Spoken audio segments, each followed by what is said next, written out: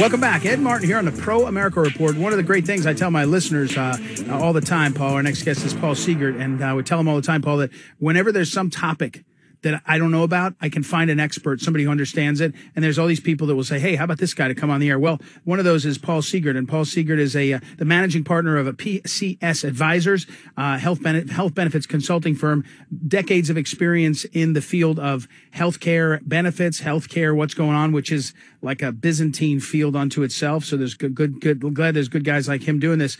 And so, Paul, welcome to the program. And first, the setup is, I've heard this over and over now. We're watching Medicare Part B premiums go almost 15% up increase. What's the deal here, Paul? So welcome, and then what's the deal? Well, they were projecting about half this. Even that would be serious for a Medicare recipient, many of whom are on, are retired. And instead, it came out at double what they were projecting, and that projection is only a couple of months back. So now we're seeing folks that are already dealing with, inflation are also going to be dealing with inflation in the cost of their health care. And the reason that they've given us is that they may be having to absorb significant costs into the system because of a new Alzheimer's drug, Aduhelm, which is a story unto itself. Well, and so when they announce, is this... pardon my ignorance, and again, we're talking to Paul Seegert, and he's PCS Advisers and PCSadvisers.com to learn more about him. But Paul, pardon my ignorance. Every year, do they announce? Does Medicare say, "Hey, look, we ran the numbers here. You're going to go up 6%, 4%, 8%." Is it usually something like that? Is it kind of a cost of living number, or in other years is it up 15% because of something? I mean, one of the things I wondered about, Paul, a few years ago there was some coverage of the fact that so many people had been given disability, and when you get disability, full disability, you end up on Medicare as part of. You can be a 51-year-old guy, but if you get full disability, you end up on Medicare. That's your insurance. And there was some numbers, of the number of people being pushed onto there. But so back to my question: every year, do Medicare recipients find out? Yeah, this year you went up cost of living, and this year you went up cost of living plus 2. Is that what happens? Yeah, there's a little increase. It has, just like the rest of the insurance world that is Byzantine. I liked your description. That increase has outpaced inflation because of how we have just a general lack of transparency in our overall way that we pay for healthcare in this country. But this is unusually large. And when they use this Alzheimer's drug as a basis for this, it really was a head scratcher for me. And here's why. Aduhelm was approved by the FDA about 6 months ago. I've written a couple articles on it because to me, it's just such a good case study in what's wrong with the way that we're paying for healthcare in this country. So they approved this drug, the FDA. 11 scientists tell them their opinion on it. 10 said, we don't think you should approve it because there's no evidence that it either slows the development of Alzheimer's or cures it. The 11th scientist said, it's inconclusive. I don't know. They approved it anyway. 3 of them later resigned. The FDA even launched an investigation into irregular interactions between their own employees and folks at the drug manufacturer leading up to its approval. Wow. So it's a murky situation at best. And then consider this. The drug, all-in cost, is going to be about $100,000 a year per person that gets prescribed the drug. We have 6 million people, mostly on Medicare, who have Alzheimer's. And when you look into see how our system works, each time a doctor prescribes it, they're going to get $3,350 as essentially a commission for prescribing it. So despite the lack of evidence, this looked like it could be a really catastrophic event for our healthcare system. Imagine if you put 1 million people on it, it could be $100 billion that we're adding to the system, to Medicare. Now we're seeing it translate into an increase in premium for everyone's Part B, just on the thought that they might start using this drug. But it's quite a story. And the Cleveland Clinic and some other really respected institutions around the country, the VA, to this point, Medicare, had all said, hey, without further proof, that we can't just start dispensing a drug that costs $100,000 a year. We're going to need some evidence that it actually works. So the free market forces were actually more responsible, in my view, than our own FDA, who gave this drug company 9 years to prove that it actually works. We're talking with Paul Seegert, managing partner, PCS Advisers, expert on healthcare benefits in particular. His website is PCSadvisers.com.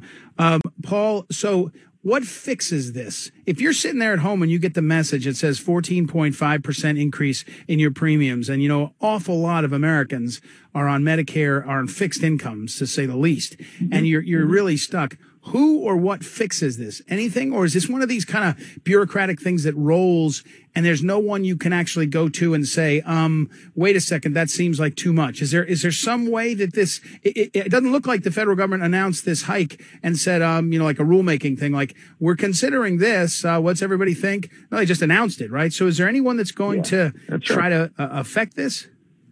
Well, it's a directive, unfortunately. It's happening. And I think what's happening in part is that because there's a pretty significant cost of living allowance increase to Social Security this year, 5.9%. So depending at what income level you're at and what your Part B premiums are, many folks will still come out ahead. It's just that this cost of living allowance that is intended to account for inflation is going to unfortunately now have to pay for, in part, increased premiums. To me, that's the real shame of this, is that for years we've seen in the employer-sponsored healthcare market that people's payroll deduction increases each year have grown quicker than their wages. And now the trend is even affecting retired people. And it's not necessary. We're allowing this to happen because we're allowing foolish things like this, where you have a drug that costs $100,000 with no evidence that it actually works, that you're going to allow into the system. That just doesn't make common sense. All right. Back to a different way to say the question I asked. If we're stuck with it, it's a directive this year. Nothing you and I can do, no argument we can make that will persuade the Medicare. They've already done it. What's the future? Is it the Medicare trustees that have to be more responsive? I mean, one of the problems with this current moment in American history is we have all these created agencies and bureaucracies. And if you call your congressman or congresswoman or U.S. senator, they'll say, you got to call over to CMS and then talk to them. And then you get to CMS and they say, well, we got trustees. They're on terms. And it kind of quickly insulates anyone from being responsive to we the people. What's the reform on this? Is there one you can recommend or you see coming or possible? Well, you can reach out to your representatives. The sad reality is that the drug industry in particular, and they're kind of an example of the whole healthcare industry in our country. And I'm a free market person. I believe in a free market. We don't have enough transparency for a free market to operate the way it should for a large part. But and it's not that encouraging, unfortunately, because when you look at where they donate money, it's with precision to the key people that will prevent change. And if Democrats are in power, key Democrats are getting significant dollars from this industry. And if the Republicans are in power, they're getting significant dollars as well. And so they've done a really good job of protecting themselves. What we need to see is the political will to do some very tough things. Medicare, it's crazy that Medicare isn't able to have input and negotiate around what the largest purchaser in the world of drugs pays for drugs, but that is how it is today. And that was very conspicuously, to me, left out of the Biden administration's recently announced framework. Somehow that gets left out, and we're attacking other little things in healthcare that are going to make a much smaller impact to the problem. And it's really the result of lobbying. Last question again for Paul Seegert. And again, I encourage you, as he mentioned, he writes on the subject. He's out there, PCSadvisers.com. You say the transparency of the Alzheimer's, the lack of transparency of the Alzheimer's drug, or at least the cost versus the unknown effectiveness. But we got a problem in that we've got, a problem, meaning if this is happening now, we're going to have 10 more of these in the next 25 years because our population is aging. They're going to try anything they can on these issues of especially Alzheimer's and dementia and the chronic diseases at the end of life. And we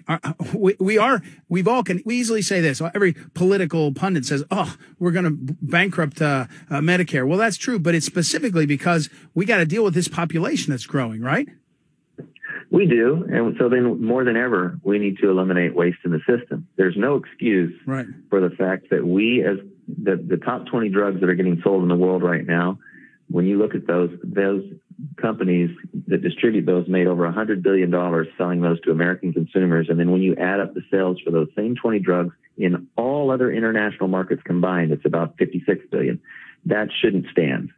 And it's not because we're shouldering the cost of R&D alone. Most of the waste is not making its way to the manufacturer. It's other middle players that deliver very limited value to our system that are profiteering on American consumers. And it's especially disgusting, in my view, when it's hitting people on fixed incomes like we're talking about today. It's incredible that we allow it to happen. All right. Well, listen, Paul, thank you for speaking out on it and also clarifying some of the details. Paul Seegert, managing partner at PCS Advisers, a health benefits consulting firm, and he is available at PCSadvisers.com, also at PCS Advisers on Twitter, same on Instagram. Thanks very much, Paul, for the time.